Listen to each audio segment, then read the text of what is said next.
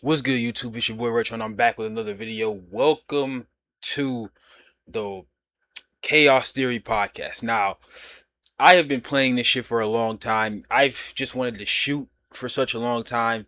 Um, Starting a podcast was like my number one priority for this channel moving forward because I didn't know the future of this channel. I didn't know how I was gonna move forward on this channel.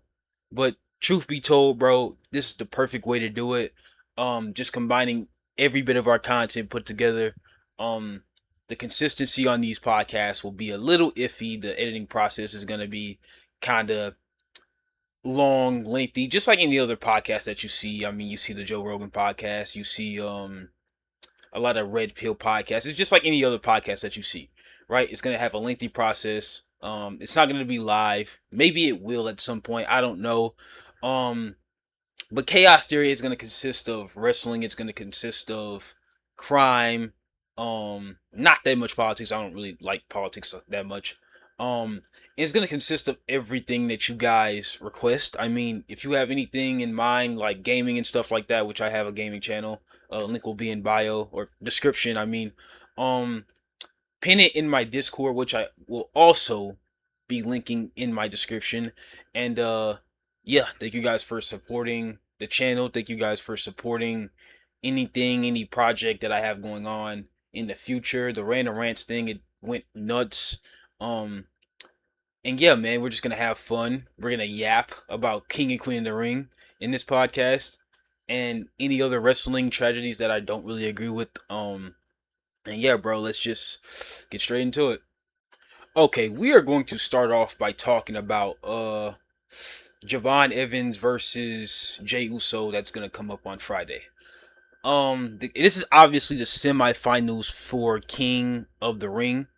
So whoever wins this match will go on to face Obafemi at Night of Champions in the finals of King of the Ring, and whoever wins that goes on to face Roman Reigns, I guess, or Cody Rhodes for the championship at SummerSlam. Now, with this whole thing going on, I really presume that Seth Rollins will be the one to face Roman Reigns, considering that's a match that we've all been waiting for years at this point. That match was actually supposed to happen at WrestleMania this year, but unfortunately Seth Rollins got an injury and he was out for 6 months, and they ended up replacing him with CM Punk. Now, the match was a banger, 5 stars, absolutely greatest build up, greatest thing that they've done all year. Not to mention, Seth Rollins did have a good match with Gunther, so I'm not going to discredit him and what he did. But Seth Rollins believes wholeheartedly that he deserves to fight Roman in in a WrestleMania match, and rightfully so. He said this on a Netflix. He said this on, I believe it was Unreal. I believe it was where he said him versus Roman is a WrestleMania caliber match. And he's not wrong, considering the fact that these two, like, there's not even much buildup that needs to go into a Roman versus Seth match. I mean, they got the Shield, they got Seth beating Roman in every single championship match that they've ever had.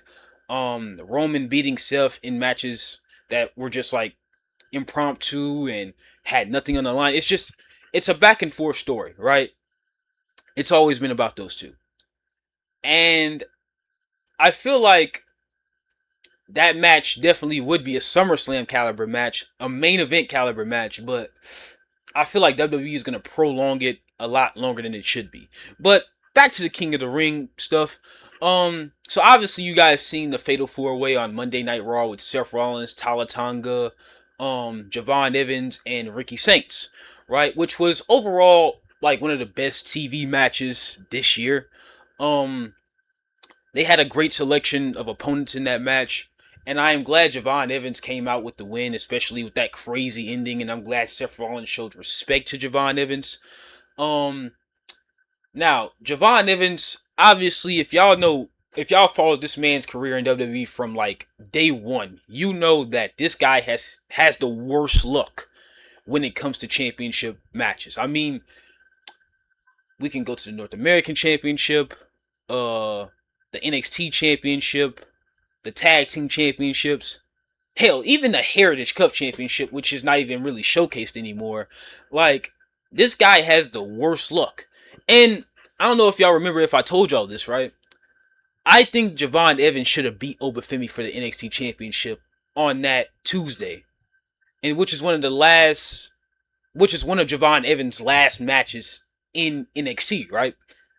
Um, because Obafemi really didn't need that championship anymore. He had already beaten everybody that there was to beat in NXT, and also it was more so just like I thought that Obafemi was the perfect person for Javon Evans to beat for the NXT Championship, because I do believe wholeheartedly that Javon Evans could run circles around Obafemi. Now, I don't know who's all in agreement with that, but Javon Evans and Obafemi have the best chemistry. They have some of the best move sets. I mean, Javon Evans, that speaks for itself. I mean, look at the guy go. He's 6'5", doing the absolute crazy shit that he does. Which Javon Evans, I do pray for him. I hope he's okay. I hope like he doesn't do a move that that causes him to fucking just break his neck or anything. Like, because that kid, he's pretty special. Some of the things he does in that ring are kind of just like unbelievable, and he's too young to just be going out early. So I kind of just I wish for the best for him. Now, as for Oba, obviously that kind of speaks for itself too. I mean, the guy fucking demolished Brock Lesnar at WrestleMania. He's probably gonna face Brock Lesnar at fucking SummerSlam, considering SummerSlams in Minnesota and stuff like that. But back to the finals, right? Javon and Jey Uso is gonna be a very interesting match. Now, some of you have like no surprises when it comes to Jey Uso and the hate that he gets on social media on a day-to-day basis, especially on Twitter. Like, these guys fucking demolish Jey Uso on Twitter. And don't let Jey Uso post some shit on his Instagram story talking about he's everybody's favorite wrestler. They are going to condemn him to the fucking bone. Like, Hulk Hogan just came from the fucking dead. Like, now I know I was very critical on Jey Uso. As a matter of fact, I will show you guys a TikTok video if I can find it, where I was absolutely just critical of Jey Uso and, him potentially winning against Javon Evans, right? I was very critical of him. I was very just, you know, I was being absurdly hurtful to Jey Uso, but let me find this video real quick. Okay, so here's my video essentially just like criticizing Jey Uso and kind of like, well, the video wasn't even in particular just about Jey Uso. It was more so kind of like, criticizing like wrestling, WWE specifically as a whole. Now, I was planning on talking about AEW as well, which I will get into later on in this podcast, but I just lost my fucking mind over something really stupid yesterday, and I essentially just got this video out. It was something that I felt for a long time, and I really need to get it out. So here is the video. I'm really not in the mood to really do all this shit and yell at the camera, but like today I'm really just not in the fucking mood. So I'm gonna get my frustrations out quick because I tried to make a video, my audio was all fucked up, and even if I did post it, you wouldn't be able to hear it. So now I'm even more pissed off. But here's my frustrations with my favorite company right now. So Obafemi just advanced to the finals of the King of the Ring tournament, which is good. I'm not mad at it. I thought Brock Lesnar would get involved in this match for some reason. But yeah, he did advance to the finals. And now it is going to be down to Javon Evans and Jey Uso in the semifinals on SmackDown to determine who will face Obafemi in the finals of the King of the Ring tournament at Night of Champions. Now, here's my major problem with this whole thing and the bloodline, etc. First of all, the thing with the bloodline, I wasn't mad at it at first. It was something that WWE needed. Roman Reigns is the biggest draw for the company right now. He's the world heavyweight champion. He's the hottest thing going right now, and people just gonna have to live with it in the bloodline, which just make it 10 times better. And not to mention the Usos are pretty much a wash tag team. So, and I said this. I said this because. And somebody questioned me in the comment section. I had a back and forth with him. I'm not going to really go too much into that. But I said this in regards to the Usos' current, their current status in WWE right now.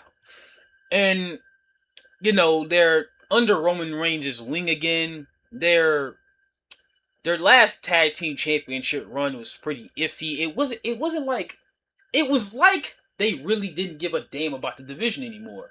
Because the last time, well, the championship reign before the last time, the most recent one, they were giving like all types of teams opportunities. I'm talking from Hit Row, I'm talking from the Brawling Brutes, the New Day, um RK Bro, like fucking Matt Riddle and Shinsuke Nakamura, Matt Riddle and Kevin Owens, uh just all types of teams like Braun Strowman and Ricochet. Like, they cared a lot about the tag team division. Because they had a lot of expectations from Roman Reigns, who, had unified the titles at the time.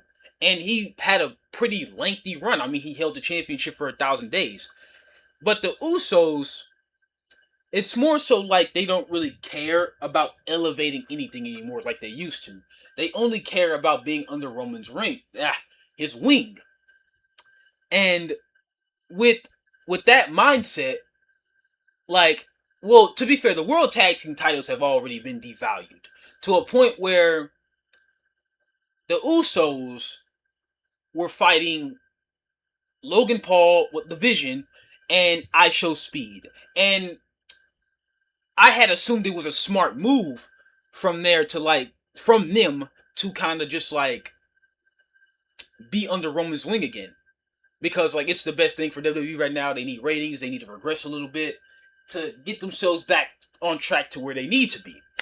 So, and I say they're a wash tag team because like the chemistry's not really pretty much there, and it's just not something that people are into. Like, nobody cares to watch the tag team. People are now that interested in watching Jey Uso botch fucking dives 24/7. So yeah, let's just get back into it.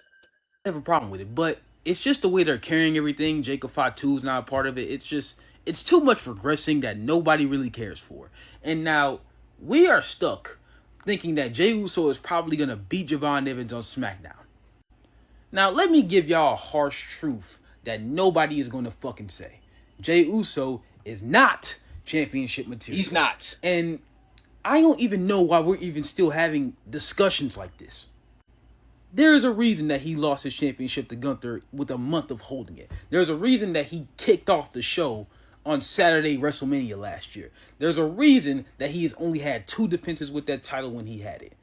He is not championship material. He is not somebody. He is not a main. And I mean singles championship material. I don't mean tag team. Like, I absolutely love him in a tag team. I love the Usos. They're my favorite tag team of all time. So don't get it misconstrued. I said singles. We've seen his Intercontinental... Well, he lost the Intercontinental Championship because of, his brother, right? He lost it because of his brother. Well, not because of his brother. He lost it because...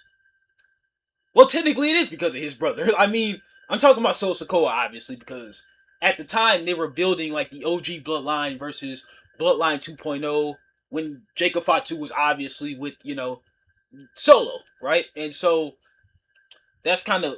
I mean, yeah, but at the same time, it's just like they didn't look at Jey Uso as like a top guy that was gonna main event the shows and had the skill to bring the Intercontinental title to new heights, because that is absurd. So yeah, event guy, unless he's in a tag team or unless it has anything to do with Roman Reigns. And if WWE still wants to carry this sentiment of a company who wants to increase younger talent and bring in, just make a new era for WWE, then they would have no problem letting Javon Evans beat Oba, or, having Brock Lesnar get involved so Oba can potentially face Roman at SummerSlam. Nobody is going to care to fucking see Cody versus Jey Uso or Roman versus Jey again. Okay, I essentially go on and on in this video, but my reaction stays the same, right? It's more so like, I don't want like a Cody versus Jey. I don't want a Roman versus Jey Uso part 5. Like, let's be real. It's too much regressing. Now I understand, with Jey Uso being under the wing of like Roman now. I mean, he's probably not gonna do that. But essentially, it's just like, if the company does want, like, the fuck is this, younger talent to progress and grow, Javon Evans is like the perfect like epitome of that, right? Because like he is somebody who he's excited to be there. He's main event material. He puts on the best match. I mean, him and Oba. Let's just take him and Oba for example. Like Heat Wave, banger. It was debatable for match of the year. What else? Like one of Javon Evans' their match that they had on NXT, the very last time that they wrestled each other, it was a banger, right? And if we go back, if we want to go way back when it comes to last year, let's talk about the triple threat match at Stand and Deliver last year with Javon Evans, Trick Williams, and Oba Femi. That match absolutely just stole the show. It was one of the best match. It was NXT match of the year, right? And Javon Evans was also NXT male superstar of the year, right? And we're seeing a lot of growing with the new talent. Like Sol Ruka is the current women's intercontinental champion, and she beat Becky Lynch to do so at Clash in Italy. So it's more so like they need to practice what they preach, essentially, right? And I feel that Jey Uso, he really does not need this, especially with the fact that he's not benefiting in any way, shape, or form. Now, unless, they have like a special opponent for Roman. Like, I just saw a thing where Roman was telling he was telling Jacob Fatu that he wanted him to like take out Seth Rollins or whatever he whispered in his ear. And yeah, bro, they're probably building up something to that after, Seth Rollins is done with Braun Breaker. Or they might be doing a Braun Breaker versus a Roman Reigns. Or they might do a triple threat, Seth Rollins, Roman, and Braun Breaker for the World Heavyweight Championship. We don't know, right? And it's just it's very kind of hard to call. But, I mean, I would like to see Javon Evans versus Oba Femi, but let's not be surprised if, Oba does win versus, or Jay does win against Javon on Friday, because these guys, they have their own league going on, and really, I don't really care to get involved. So it's like, I mean, just don't be surprised is all I'm saying. But on to the next topic, AEW. Here's some things that I really don't like about that company right now. Now, I know I said I was going to make a full video about this, and I still might will. I might use this whole thing right here to kind of use it as content, edit it a bit, and then just like put it on my channel, right, as a separate video from this podcast. What I think about AEW right now is that I feel like after the whole Darby thing, like nobody, like Andrade and the whole 12-man tag or the 12-man steel cage match or whatever with Mark Briscoe and MJF, I think it's just fucking stupid, the whole idea. Because, I mean, I know they did it like a lights out steel cage last year with, Will Ospreay's team versus like, the Death Riders, but it just doesn't make sense, especially the stipulation where if Mark Briscoe's team wins, then Mark Briscoe gets a title shot, and then, if MJF's teams wins, then Andrade gets a shot, Kevin Knight gets a shot. Like, it just doesn't make sense writing wise. And I wonder if like Andrade is gonna get a shot at like the AEW World Championship before Kenny Omega, because they've been hinting at this shit for months, where they probably want Kenny Omega versus Ospreay to main event All In with Kenny Omega as the champion, a heel champion fighting Ospreay in a trilogy match for the World Championship. And obviously we know Ospreay's gonna win. It's in London, like, it is what it is. It's in Wembley, whatever. Kenny Omega,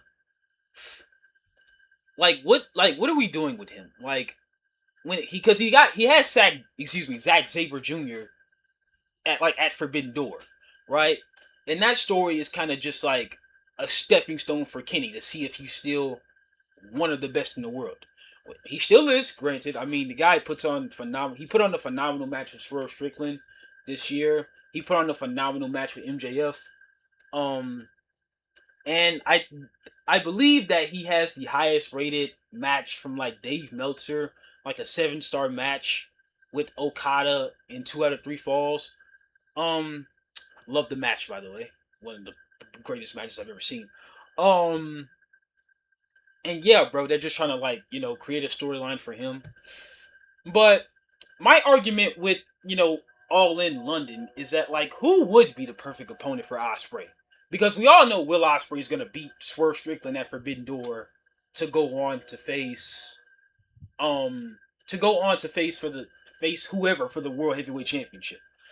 So I would say that MJF, they've done it before. MJF and Will Osprey have only wrestled 2 times, just like Osprey has only wrestled Kenny Omega 2 times, and they've all been bangers. They've all been 5 stars. Well, in the case of like Kenny versus Omega, they've all been 6 stars.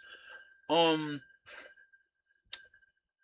but MJF, he always plays his role perfectly. Let's take it back to All In 2024, where they faced off. MJF kind of was playing this real American Hulk Hogan like character where he was essentially just trying to piss off Will Ospreay and his fans and just change the international championship to the American championship. It was a whole ordeal, right? It was a whole ordeal where MJF was going on press tours, MJF was going on podcasts, MJF was defending the championship in multiple different promotions like CMLL, Rev Pro Wrestling against Michael Oku, who Will Ospreay has beaten, and Michael Oku has also beaten him in a banger match, by the way. And so we all know MJF will do anything, and I mean anything, to build up a rivalry as little as Will Ospreay's back then. Like, he will build this shit up, especially now that he is the world champion. Nobody puts on the best man. Let me get something clear about MJF too, and I've said this before, right? I don't know anybody who overlooks MJF as a in-ring talent. I just don't know. I don't know where that narrative came from, right? This guy has had like one of the best Iron Man matches, the best dog cup. Like, he's told you all this shit before. He just had a fucking banger with fucking Hangman Adam Page in a Texas Death Match. He calls it the greatest Texas Death Match of all time. It's up there, but it's definitely not the best.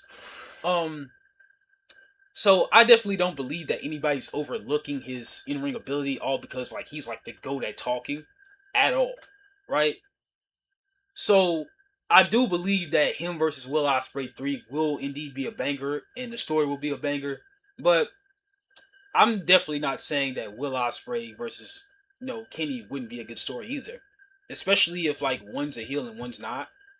And with that being that John Mox or Will Ospreay could be a heel, right? Will Ospreay could be a heel because he got the whole Death Riders thing going on.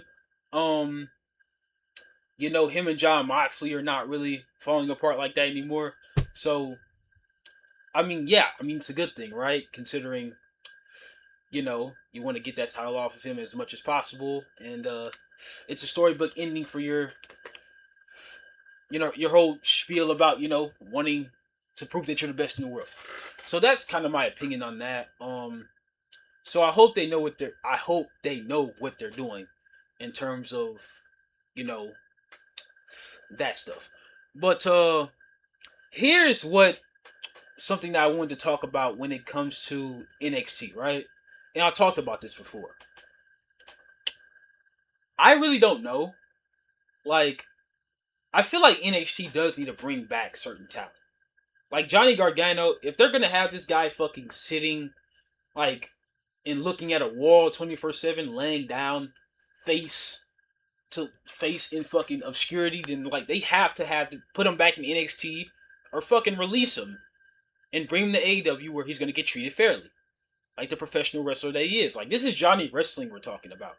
This isn't like some fucking rando, like some indie rando off the street who's just like begging for people to react to his matches. This is like a guy who they used to call Johnny Takeover before there was a Stand and Deliver. Right? This guy's a 3-time NXT North American champion, the only 3-time North American champion, might I add. He's a former NXT champion, tag team champion, one of the only Triple Crown champions in the history of NXT. And also, he has like what the highest rated match in the history of WWE, or maybe it's El Grande Americano in like the recent match versus match. I don't know, but I just know that the Andrade versus Johnny Gargano match at Takeover Philadelphia, I believe it what it is. What it is, um, I do think that that is the highest rated match to ever like grace the company or yeah. So like why is Johnny Gargano not getting what he deserves? I mean, this guy, the bangers that he put on with guys like Adam Cole, Andrade, Tommaso Ciampa, um, when he fought Ilya Dragunov, like, why are we having this guy with a storyline with him, fucking just laying flat on like some box and talking to Sami Zayn as if the shit's gonna help, because it's not, right? And I think we forget that Johnny Gargano is definitely like one of the best wrestlers there. Like he's one of the best wrestlers to like grace like NXT, right? Like he people used to call him the heart and soul of NXT. Like literally. Have y'all seen this guy's moveset? This guy's a fucking demon. His super kick is nasty. Like I don't even need to say anymore. But my point being is that if they're not gonna treat this guy the way he needs to be treated, either send him back to NXT where they're gonna book him right or release him. Simple as that.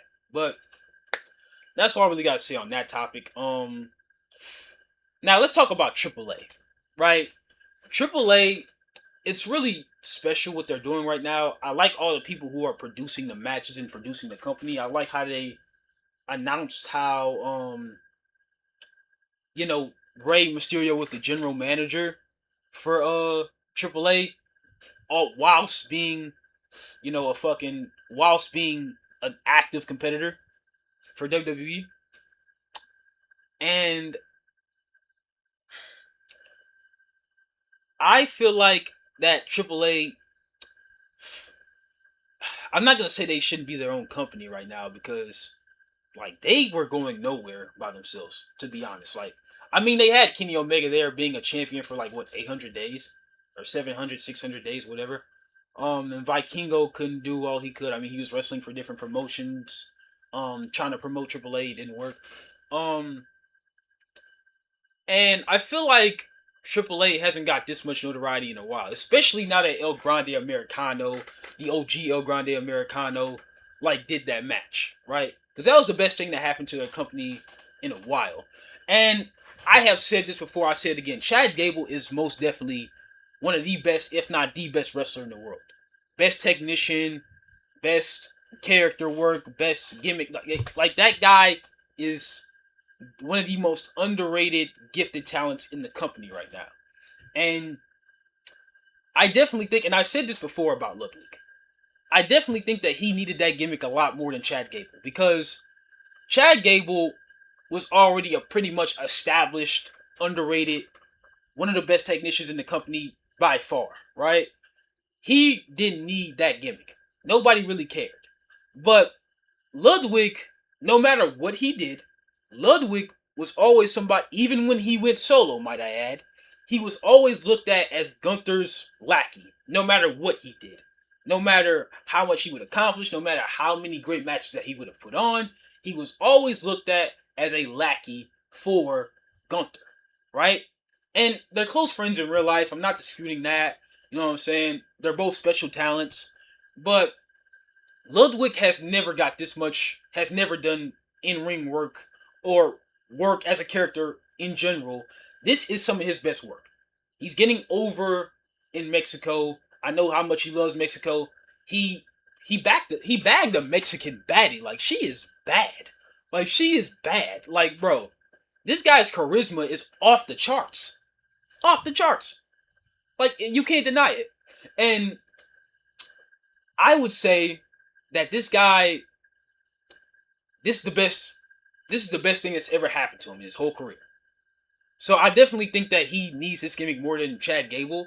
And Chad Gable, let's be clear. Like I know the origin story behind, El Grande Americano. The original El Grande Americano was like he hated luchadors.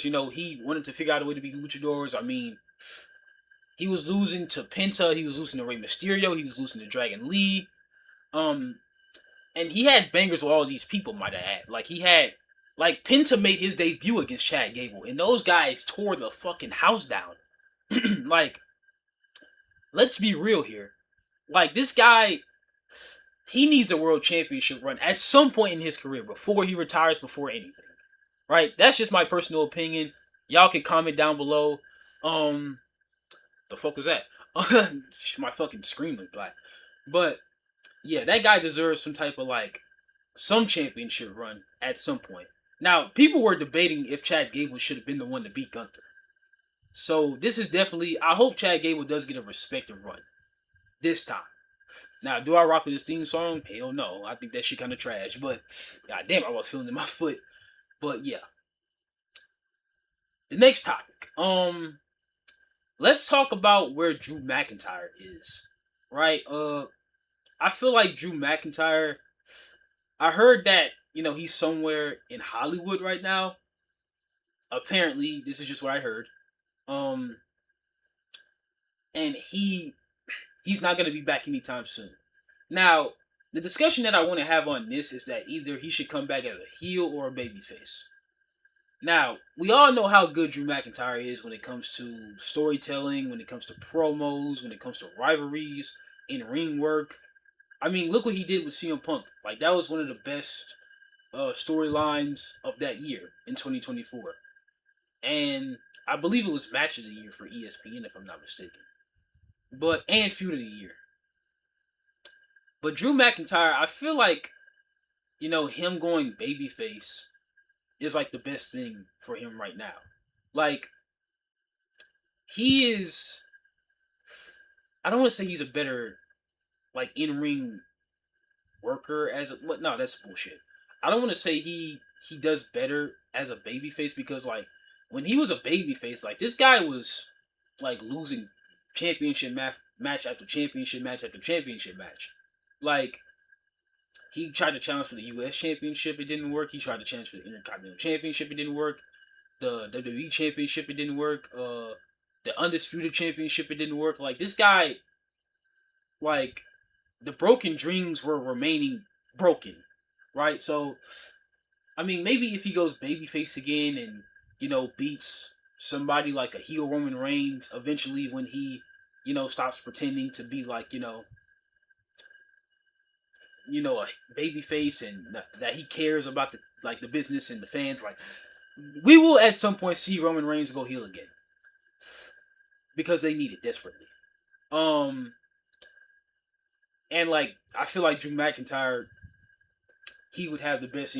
He would have the best storylines of his career as a babyface, especially as the Bloodline Hunter. But yeah, that's all I have to say on that topic. Now let's talk about the Bloodline. The Bloodline storyline is kind of just like, at this point, it's too much regressing. I mean, now that they got Jacob Fatu in there and they got the Usos back in there, it's just too much being forced upon the fans, right? It's too much being forced upon the fans where, they got the Usos coming out crashing out on every single person that opposes to them. They got so many people just that, like, they're not really feared like they were back 4 years ago.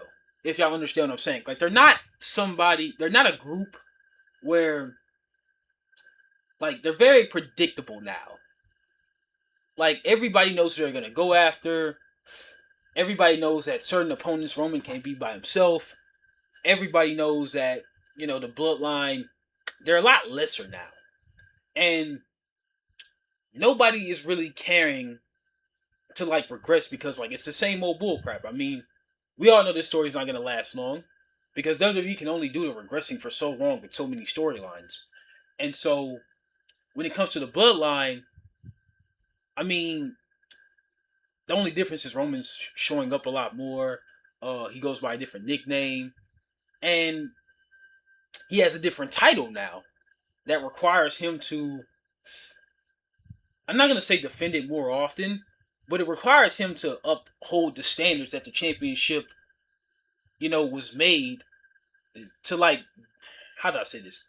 Uphold the standards that the championship has, right? Because Seth Rollins isn't afraid now. Like, Seth Rollins is not on a different brand than Roman. Seth Rollins isn't afraid now. And I know that he hates it deep down in his soul that Roman is the champion. And so I know down the line that that's going to be a match that everybody's looking forward to. But I feel like, with them having Roman pretend to be this good guy is like killing everything, right? And hopefully he loses it to somebody that, like, will really, like, get back to upholding the standards of the championship, because Roman obviously isn't going to defend the championship on Monday Night Raw anytime soon, and he's probably going to have a lengthy reign with that championship. So yeah, whatever. But I'm not gonna lie, that's gonna be the end of this podcast, man. I know it wasn't as long as y'all expected it to be, but I'm gonna be editing this like hell.